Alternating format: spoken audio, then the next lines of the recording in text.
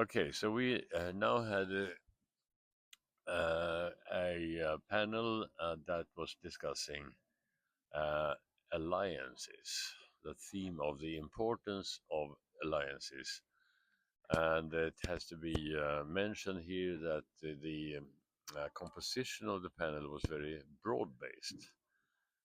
We had, for example, from the Swedish side, our Supreme Commander, Mikael Claesson, and the head Director General of the Civil Defense of Sweden, which was an important component because there was a lot of talk about the role of total defense as a concept and as a principle and as an organizational principle.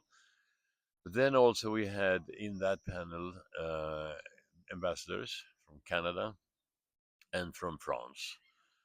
So why Canada and France? I don't think there was much more to that than the fact that they were reachable and willing to be here because France, both France in of its kind and Canada in its situation are nowadays very important uh, cooperation partners to Sweden. There are recent agreements entered into by between us and those two countries. Canada is of course feeling with the heat from the Trump administration in the U.S. It has built further to a long-standing tradition of proximity between Canada and Europe in general and Northern Europe in particular, given the proximity to the Arctic and the other measurements of values.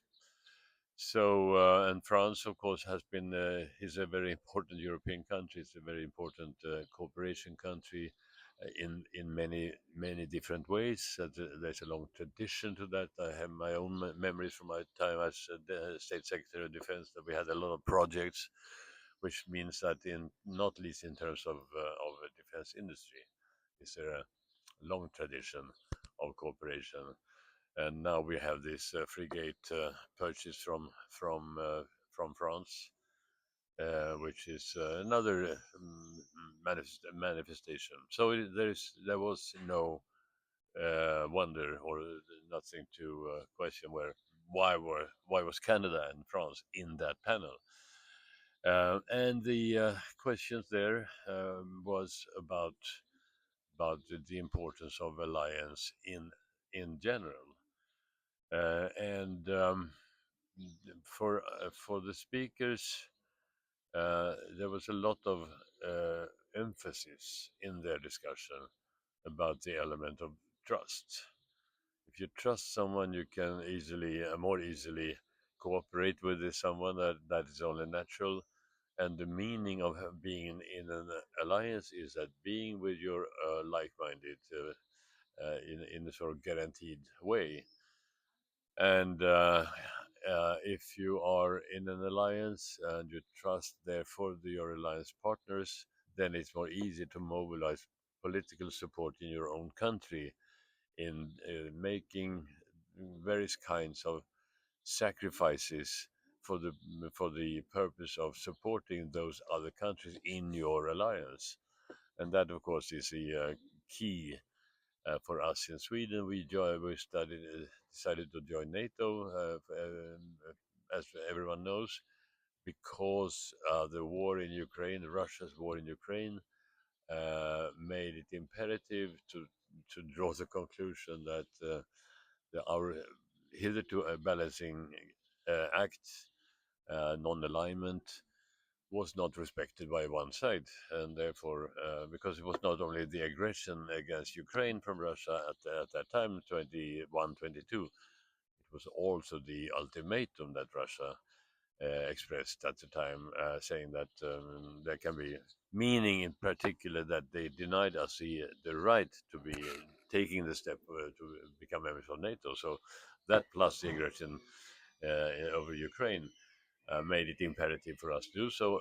But of course, this same NATO has been changing dramatically as from our entry. So that's an interesting component. And also, NATO membership means that we are supported by NATO in terms of crisis for us under Article 5.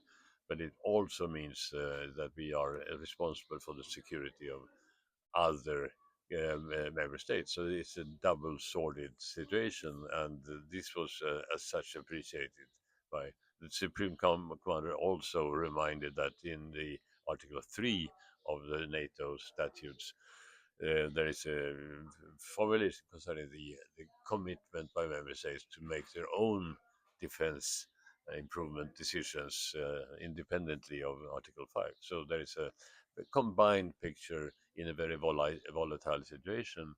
And of course, in the discussion, as a takeaway from the panel, what is most important as a takeaway from the discussion they had, the answer from several was the element of trust and trust building. But it was also the concept of our total defense. Uh, this is something that describes us, but it was also mentioned as a key item of the agenda of many conferences these days, where we, Sweden, we, Finland also, because there's great amount of similarity here, are receiving notes of respect and admiration from our experience in the past and currently uh, under the concept of total defense, combining military and civilian components.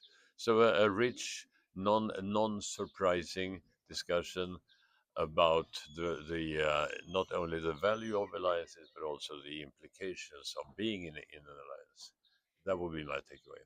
Joel Halldorff also participated in the Yes. panel. Would you like to mention anything about his participation? Yeah, it was.